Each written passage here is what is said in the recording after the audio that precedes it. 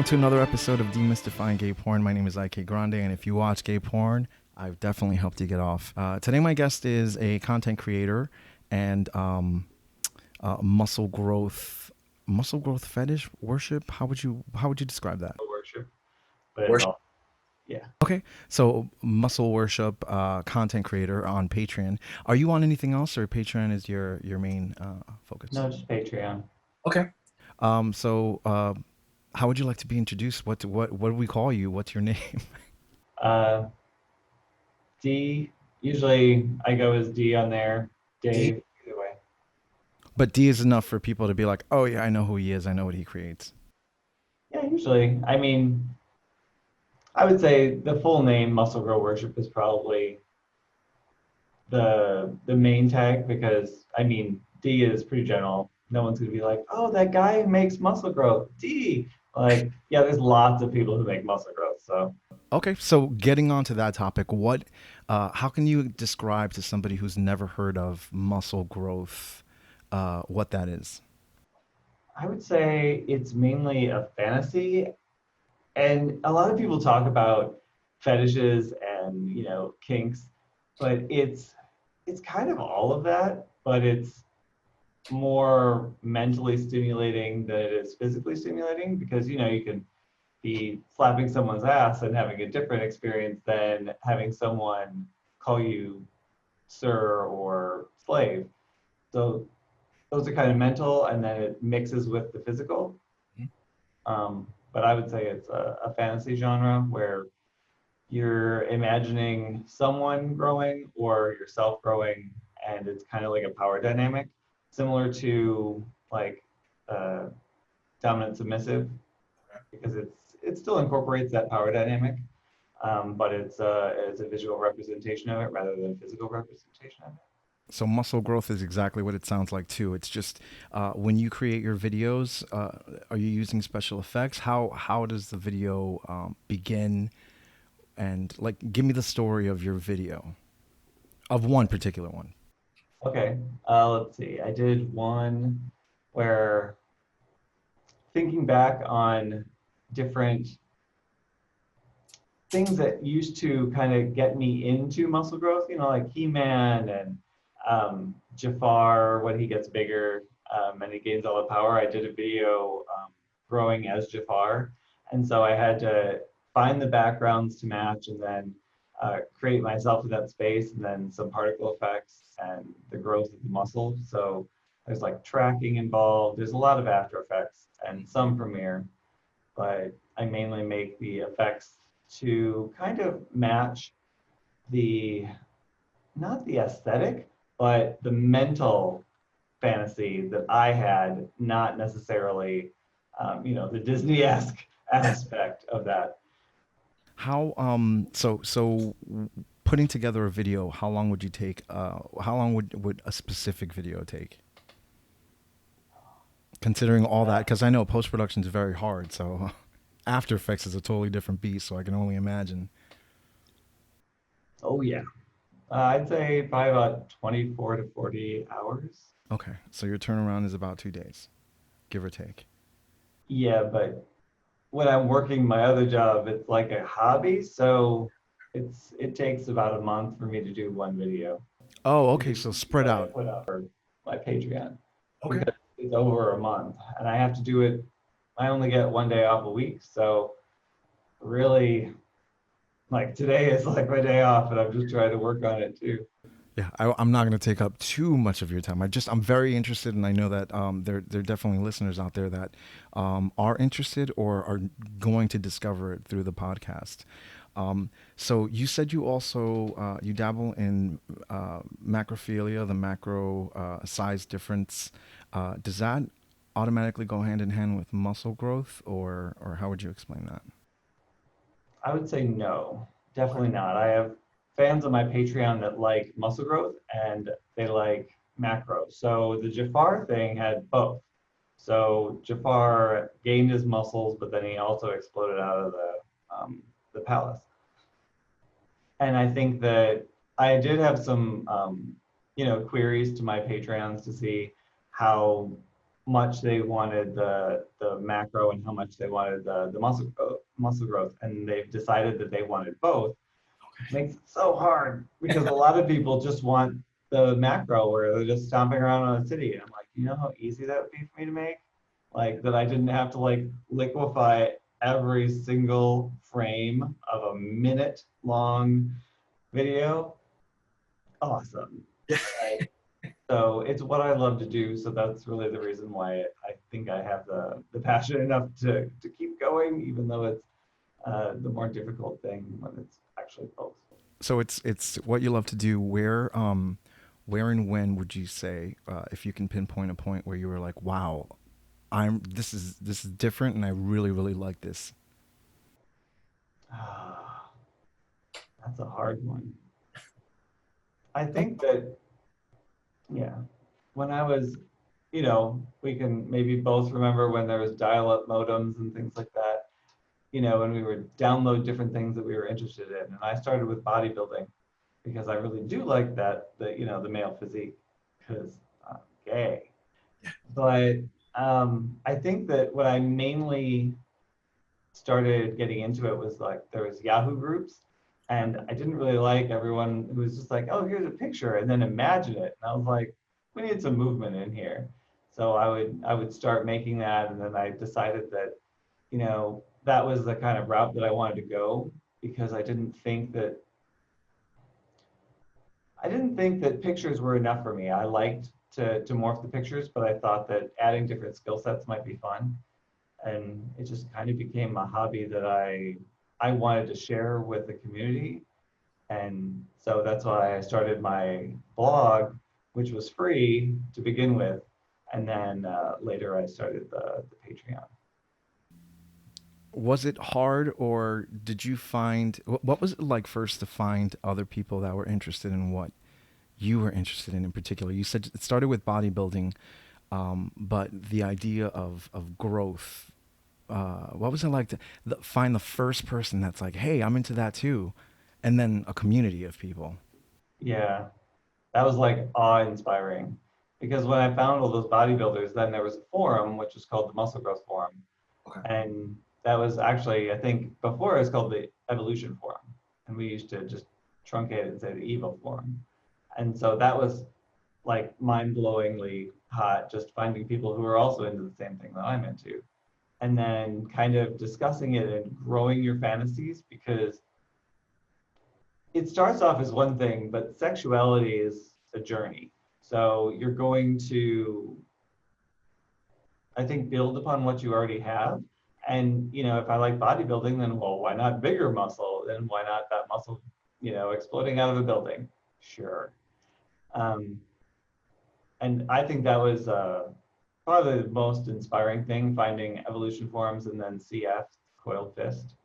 Both Okay. of those were the two websites that I think encompass what muscle growth or macro is. And muscle growth is the muscle growth forum, and then CF has the macro. So it didn't start earlier on when you were younger, when you were a kid, um, or maybe there were traces of it. I was going to ask, what's it like? Is it because I know that macrophilia and macro, a lot of the people on the forums and stuff have a hard time kind of getting their feelings out on how they feel about that, about what they're into, just because they're afraid of what people are going to say. Does that exist in muscle growth as well? Oh yeah. Yeah. I think that I mean that's a lot because when I was young, I would think about like He-Man and like just the idea of power and the idea of muscle being associated with that power. And I don't think that it didn't really explode up to what it was until I got the internet and really found those people to connect with because those connections build on your fantasy because they would have a different perspective and you can still take that in and make it your own. Um, but I think that one of the things that I like to do about those forums was discuss openly about it. And you don't have to feel shame on the internet, which is a good and a bad thing. But I think the one thing is to not have shame about your a fantasy or fetish, and I like to kind of draw people out, and that's why I started having like meetup groups. We have like macro meetups, or we have just meetups of people who are on the forum. Like I've met people in real life. I used to go to Arnold. I went to the Arnold Classic with my one friend, and then we had a meetup of all the other people who are into muscle growth. And it could be, and the nice thing about muscle growth is that it ranges from like I like to grow regular, like I'm a bantamweight, and then it goes to, you know, freakishly huge muscle. So it's not just one thing, it's a lot of things. And macro is a lot of things too. Like there's a huge list of fantasies and fetishes there. Well, where do you fall? Where do you fall into when you say some people like freakishly big, some people just like kind of a normalish size growth? Where do you fall in? I think I'm a smorgasbord. Like I can take from a lot of different parts of both. I would say if it was like my perfect ideal, I would say maybe 7 feet tall and bigger than a bodybuilder. Like that would be perfect for me. But I mean, there's some days where you get horny and you just can't stop. Yeah. So I think that goes through anyone. But when you have a fantasy, that fantasy can just go, and there's no stopping until, well, you know it. Um, is there a an equivalent? I know you said you're gay, so you take the male muscle form. Is there the equivalent on heterosexual muscle growth? Oh yeah, Yeah. it's much bigger. I think that when I started with the Evo forums and with CF, a lot of it's free. So I started my blog and it was free. Giantess, which is the macro version of the female one, and then also muscle growth for women, huge because straight men are the epitome of the porn industry. Like they are the money. Um, one of, I mean, gay men are also the money too. But when it first started, I think that was assumed that you would just pay for it because we're going to make it and you're going to pay for it. Gay men, it was more, yeah, sure, you're going to pay for it because these people are totally unattainable. But at the same time, then the porn industry kind of shattered and then anyone can do it. So I still think that the giantess and the female muscle growth is very much based upon content creation and paid. But there's a lot of room to grow in that field. And that's why I didn't really sell out and go that way. I just kept what I'm doing because I like it, but it's a big industry actually. So there's female uh, muscle growth, is what you're saying too, right? Not only like hetero males, hetero females, and Oh yeah, there's a lot of comics that are female muscle growth, and they're really well done. But for the male portion of it, there's not as many because it's not really paid, and people don't have the money, or maybe it's a hobby, but that's a big hobby to have to actually create comics for that for free.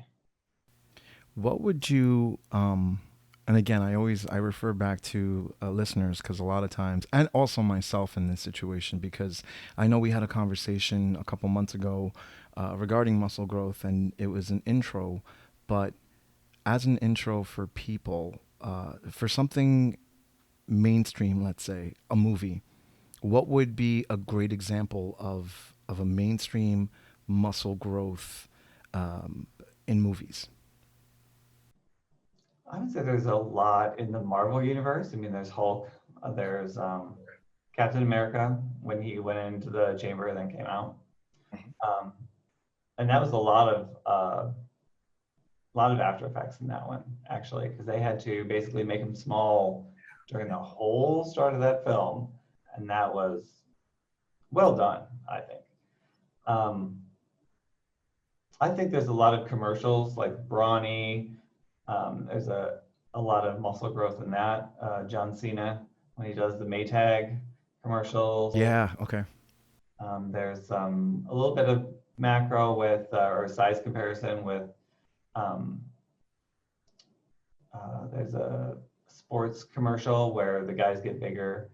Um, there's a lot of those where they're giants walking around, music videos. There's a lot of giants in those, and giantesses actually. Would I don't know if you saw the commercial. It was during the Super Bowl with Jason Momoa. Uh, he he gets to his house. It's kind of backwards or reverse, but he gets to his house and he kind of can relax and be himself, and he starts taking off pieces of his body to reveal like a smaller body. Would that be in that category too, or is that something different? Um, they're still in the same forums, but there's people who want to get smaller, and that's a form of macro. Yeah. There's also theft in muscle growth, so you can grow by draining someone else, or Interesting. so there's different dynamics in it. So that would be two people.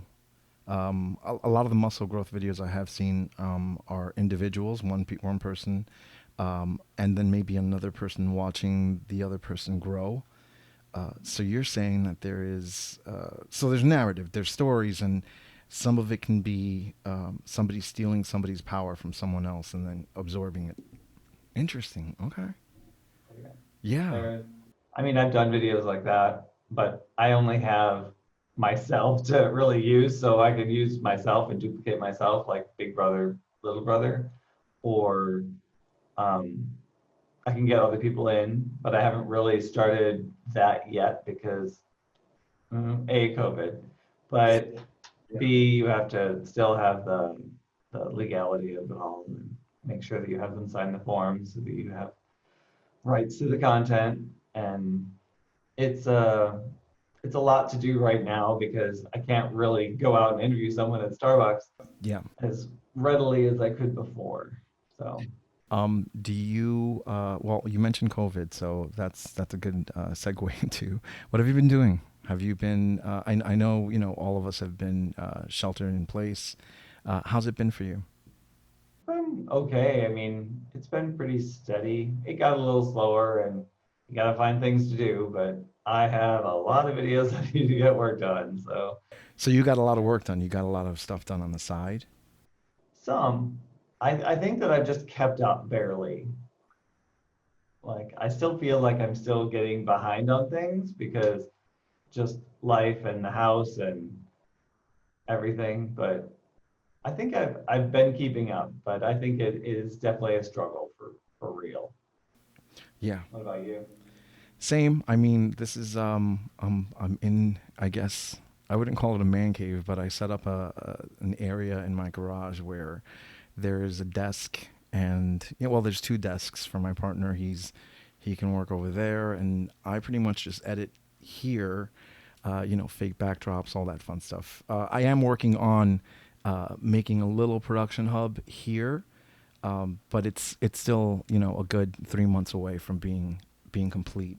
So it sucks. It got a little it got a little cabin feverish, but other than that, I mean, I'm still getting work done, so that's always good. And then I just found out that we're probably not going to be in the office till January, unless there is a second wave or whatever does end up happening.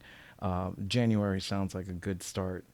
So yeah, so that's basically what I've been up to. And I didn't want to start the second season of this podcast until like everybody else, I was like, okay, something, it'll happen, and we'll find a cure for some reason. You just automatically assume that a vaccine, because everybody's talking about this vaccine coming out, so you're like, we'll be good by the time September comes around, and we're not. So I was like, I need to just start this now.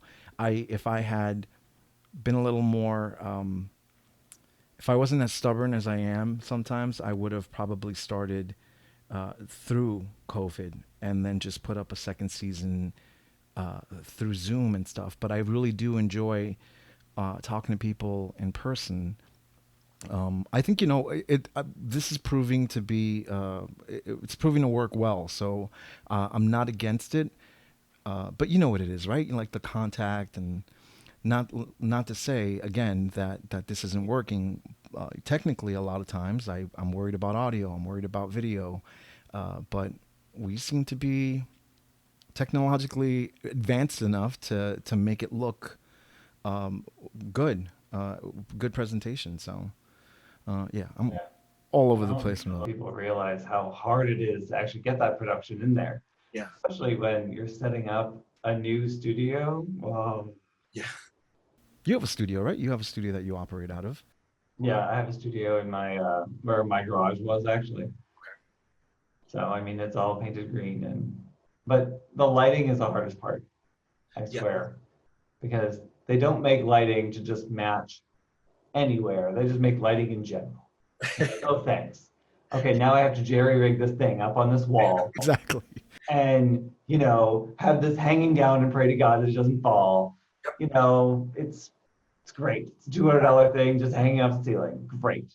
We're actually I already said, I'm looking to hang lights above and just kind of make it a mini studio where you can turn a button on and the lights go on and you don't have to worry about it, as long as you have the same setup or a similar setup. And if I'm podcasting or I'm doing a couple of other things with green screen, I wouldn't have to move the lights all that much. So I feel you. It's a lot of Yeah. production. What do you say to people? What do you say to content creators or people who want to be content creators who are just starting and they're like, "Oh, I'm going to make a lot of money creating my own content, and you'll see, I'm going to put up 5 videos a week." And what do you say to that? I mean, aside from laughing in their face, um, I would encourage people to be content creators. We need more content creators in the genre that I'm in on both sides. And it's hard because the people who are doing stuff for free, the content may not be that great sometimes. Sometimes you're like, oh, that's okay. And if people would pay for it, it could improve the content. But it doesn't mean that that money is going to improve it all the time. Sometimes people are paying, and I've paid for different Patreons, I've paid for different OnlyFans, and I want to just see what the content is that's out there. And that money doesn't make it better because they aren't necessarily putting that money into there. They're just getting money for doing their content. So I would say having that drive is great and try to get that money, sure. But at the same time, in our field, there are many gay for pay. I mean, it just happens. It's the porn industry in general. But even with, low key cameras, even if they don't even take off their clothes, they can just do whatever they want and people are going to throw money at them. Yeah. So it doesn't necessarily have to be high quality. True. And sometimes I've seen some friends who buy some things off of Clips for Sale or whatever it might be, someone's direct site, and I can't even watch all the way through it, or I need to mute it. Yeah. And even then, it's almost impossible to get through it because people will throw money at people who are hot, no matter Mhm. what it is. I find I find. Oh, I'm sorry. Go on.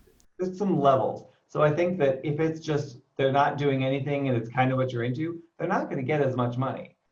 But if you're doing this high production thing and you're charging a lot of money, you're not going to get a lot either. So there's got to be this middle ground where you kind of feel like, okay, I've put some work into this and I'm charging a moderate fee. You have to do it's still economics and you still have to do your price cost ratio and for the revenue. There's also the perception of it, like you were saying, that, oh, I could do that. Mhm. I could, but there's a lot more into the back end that people don't realize. I mean, you have to still create a video production studio, Yeah. which is much more work than people think it is. Yep. You're also paying for the back end as well. And then you're also trying to diversify, you're trying to make content that can go to one area or one fantasy or fetish. But really, you need to diversify. You can't just do one or the other. Also, when you get people in house, you have to shoot for more than one video. Yeah. You have to have them in. You have to make time for, edits. You have to make time for outtakes. You have to make time for bloopers. I mean, there are going to be all those things, and it takes time. Do you have or have you noticed how you've been making videos now for how long then? Probably about, oh God, I have to actually date myself. Like 15 years. Okay. Do you find or do you have a lot of people that want to collaborate or contact you? And I do. It doesn't mean it always happens. though. The funny thing is, I was like, I really want you to morph me. I'm like, great, do you have a green screen? No, okay. Like, it just kind of stops there. Like, there's a lot of people or who are hopeful that they want to do more, but at the same time, then they get busy, I get busy. I mean, it's the same thing as gay men trying to meet on an app. yeah. It doesn't happen sometimes. Okay, I see. I see. When looking for you, when people are looking for you, they find you on Patreon mostly. You said. Anywhere else? Are you putting your stuff up? Are you thinking of other areas, or do you find Patreon's the one that works best for you? I advertise on Twitter, which is Okay. pro worship as well. And Patreon, one thing I don't like about Patreon is that you can't search for me, which is the dumbest thing ever. Mhm. So Patreon is, if it's adult content, you can't actually search by name. You have to just go to their direct link, Oh, which is frustrating. yeah. I guess I'm assuming. Well, when I found you, it says there's automatically something that says you have to be 18 or over to click on this site. Once I clicked it, I was able to look at it. So that's how. Not signed in, it won't show. Even if you don't show any kind of adult material, let's say, like there's no nudity, is there? No, there's not. They still consider it an adult Mhm. oriented site or Patreon site. Interesting. Yes, it's a very interesting dynamic, especially because YouTube is where I post to, and then I put it on Patreon. So I'm not paying for Venmo right now because it's just not cost effective. And also, people can still get the stuff if they want it. It's just the truth of the matter. If it's on the internet, it's on the internet. It's probably not going to come off because someone's got it somewhere. Yeah. Um, but YouTube has different licensing agreements and policies, and then Patreon has theirs. But when they overlap, you have to follow both. Okay. I would like you to, if you will, send me a an example of one of your projects, or if you will, just point me to one, and I can put it up, and I'll put it on this podcast so people can get an idea of the stuff that you do. Um, so yeah, so I'm sure I'll have you on again. There's so much more to learn. I think this is just scratching the surface. I'm curious to see more stuff that you that you make, that you create. But yeah, I really have to thank you for this tutorial, if not tutorial, but this intro to muscle growth.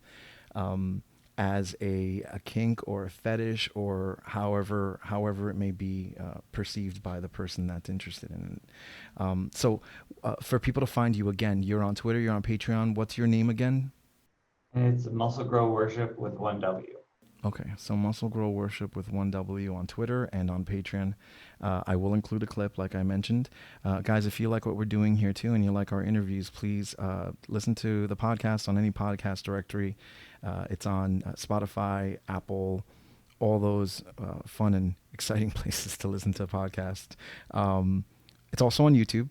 We put the videos up on YouTube.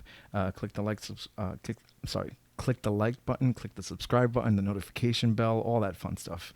Just make sure you comment and tell me how you like all the videos. Again, thank you so much. I'm going to call you by your handle, Muscle Grow Worship, just because I want to make sure people get that engraved in their head and they go check out your stuff. Yeah, like I said, thank you so much. Enjoy your day off. I appreciate the time that you gave me, and I'm looking forward to the next time. And thank you. Cheers.